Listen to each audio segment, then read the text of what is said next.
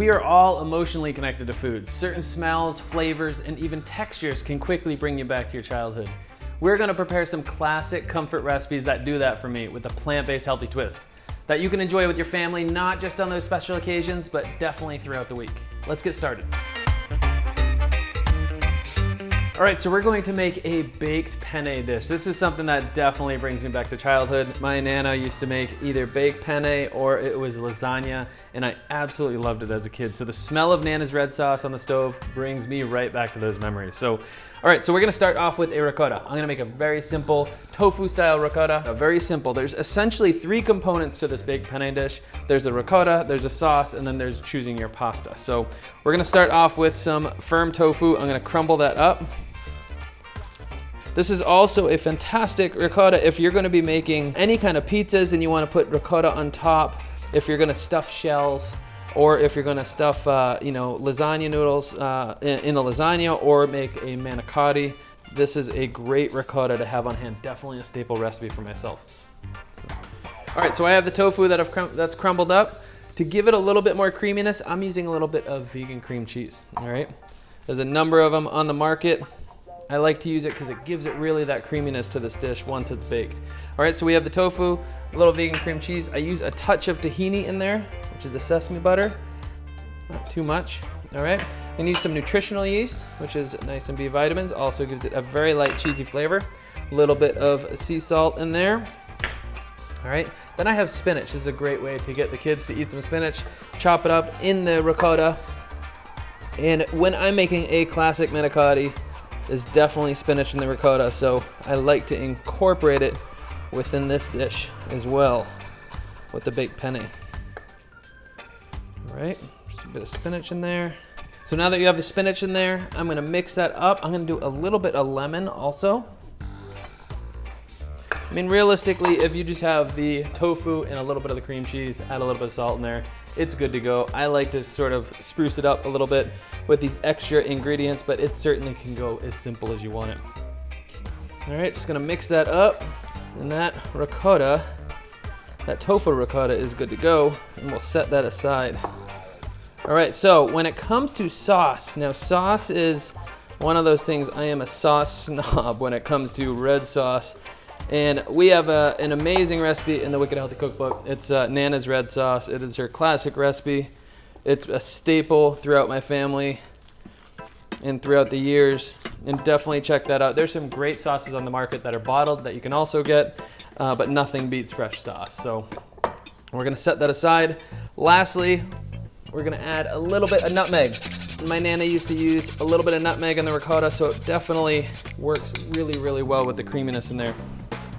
All right, that looks so good. All right, next step. Let's clear the space. Let's start assembling. So, good way to get the kids to eat some veggies, all right? So mix it with some pasta. So we have some penne here that's been cooked. You can use a gluten-free, you can use a whole grain. If you wish, I'm gonna just kind of add this to the bowl. We're gonna mix it all up. A good way to get kids to eat their veggies is sneak them into these casseroles. You know, that's what these casseroles are all about. So I'm gonna use a little bit of zucchini in here, all right? I'm just gonna peel a zucchini. Obviously, if the zucchini is left whole, kids are gonna see it, right? Especially if they don't like the zucchini, they'll be on the lookout. So I'm gonna peel some zucchini. All right, get all that green off. All that skin off, you can hide it a lot easier. All right, so let's slice up some of this zucchini. I'm just gonna really cube it up, and I'm gonna add this to the pasta, and it's a great addition to pasta. Also bumps up the nutrition in that pasta. It's always good to add veggies whenever you can, you know? Just gonna dice up that zucchini. You can put them in slices, and if your kids don't mind, or if you're making this for adults that love the veggies, you can also just keep them in slices. That works also.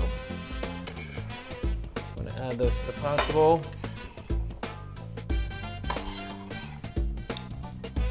All right, perfect. All right, we have Nana's red sauce on the stove that I made a batch of. I'm gonna toss this pasta with a bit of red sauce. You know, with a lot of baked penne recipes, A lot of the recipes call for you to just add the ricotta to the actual pasta. I like to do it in layers, you know. If you add the ricotta in here, it's gonna get fully mixed, and I like those sort of big pieces of the ricotta in the baked penne. So let's assemble these. All right, so you have a casserole dish. Always put a little bit of sauce on the bottom. No matter what you're making with casserole, make sure there is a bit of sauce on the bottom. This is gonna help avoid any burning at the bottom. Okay, gives a little bit more moisture. All right, going to add a bit of penne. This is one of those fantastic family meals that when I make this at home, I'll make a couple of these. I'll freeze one, and that way, when I just want a quick meal, I can take it out of the freezer, throw it in the oven, and you are absolutely good to go. So, spread that around now. All right, so let's add some of that ricotta in there. I'm gonna kind of layer it up, so get some pieces. The ricotta is so good, so I'm gonna layer that in rather than folding it into the penne. I like a layer of the ricotta in there. All right, top that back off with some penne. It's so good. Leftovers, I love this cold. Just like I used to love pizza cold as a kid. I love a cold lasagna or cold baked penne dish. All right, so just covering up that ricotta a bit. All right, then you have a bunch of plant-based cheeses here. There's a couple great plant-based Parmesans on the market. I'm just gonna sprinkle some of that on. Okay, a little scoop of sauce. I wanna make sure that does not dry out.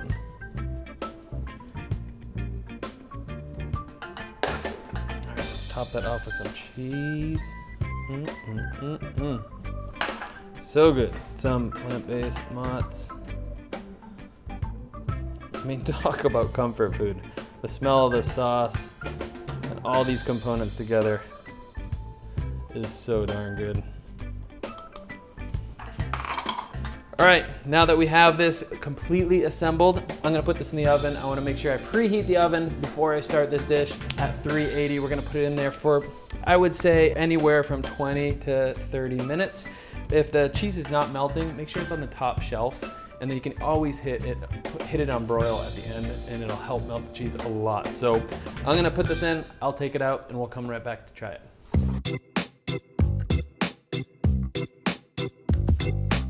All right, so we are in such a great time right now when it comes to plant-based availability and accessibility of products.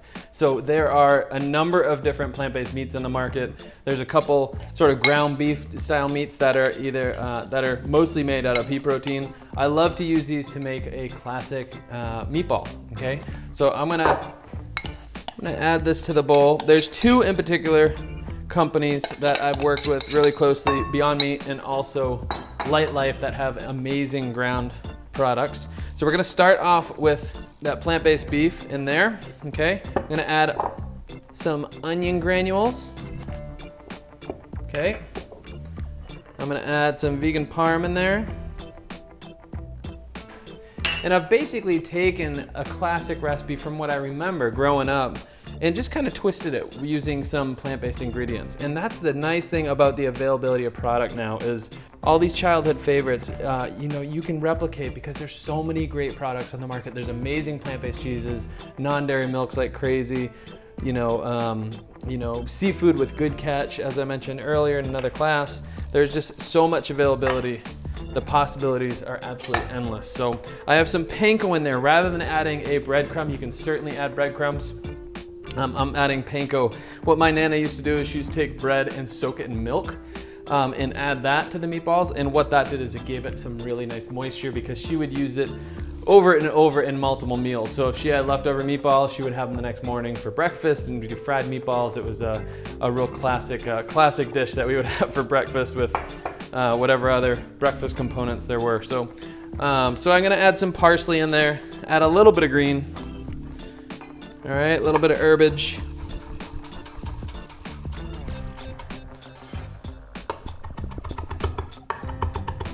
You can use dried parsley also. You know, there's nothing that beats fresh herbs though, you know. Using fresh, in my opinion, is just so superior to dried. So I like to use some fresh parsley. Dried parsley, I feel, really doesn't do much. Doesn't have a lot of flavor. Adds some color, but doesn't add much flavor. Fresh parsley certainly does. Let's add a little bit of onion. A little bit of onion there. Just gonna do a fine dice on a little bit. You can do shallot, you can do a white onion, which works well also. Just a touch, you know.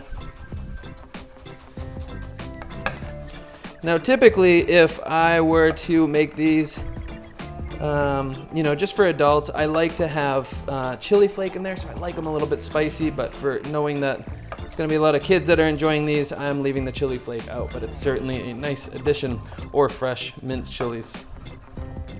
All right, let's add the onion, shallot, onion or shallot, either one works. All right. All right, let's mix these babies up. A little bit of black pepper. A little bit of salt. Not a ton, just a wee bit. All right, let's mix those up. You know, there's only so much you can mix with a spoon. I like to get my hands in there. Let's mix those up.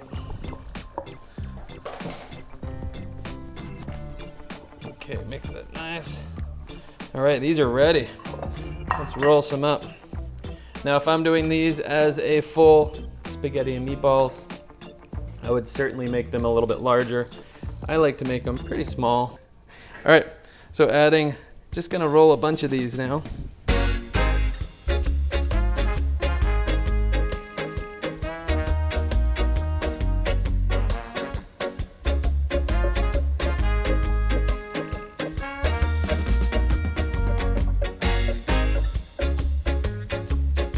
Time to pan fry those. Let's heat up a pan.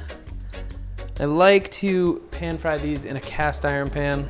Really adds a really nice crispness to them, having that even consistent heat with cast iron. All right, once you bring your cast iron up to heat, I'd say a medium to high heat is best. Add some oil to the pan. You don't need a ton of oil because these obviously are pretty loaded with fats. This is definitely one of those comfort dishes. All right. I prefer to saute these because they're a lot faster to cook. But you can certainly bake them. You can throw them on a baking sheet and bake them. You can also, I like to pan sear them before they go in sauce. So these are looking so good. You can see sort of the crispness and caramelization and crust, the char that you're getting on the bottom. That's a really nice thing about cast iron. All right, that's looking good. These don't need a ton of time. I just want to really give them some color. And that char that you're giving is really that just so much umami, you know, this flavor bomb that is really adding to these. All right, so let's put these in some sauce. We'll serve them up with that baked penne. All right, so perfect. Let's shut that off. Let's lay these in the pan. Otherwise, those would fall everywhere. That would be a mess. Just like that song, right? All right, we have some red sauce. Let's add the red sauce to those meatballs. Oh, that looks so good.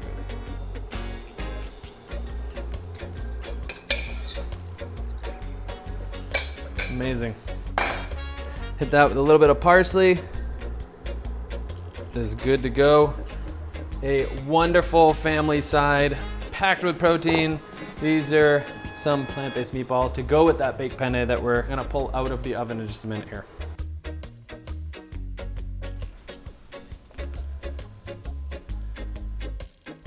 All right, this is absolutely delicious, smells so good. And you can get all those little crispy bits from the pasta there. Oh, it's so nice, I cannot wait to dig into this. So it's a baked penne with that tofu ricotta that we made. We're gonna serve those with those meatballs that we made also the absolutely perfect family meal. This screams comfort to me. Let's dig in, huh?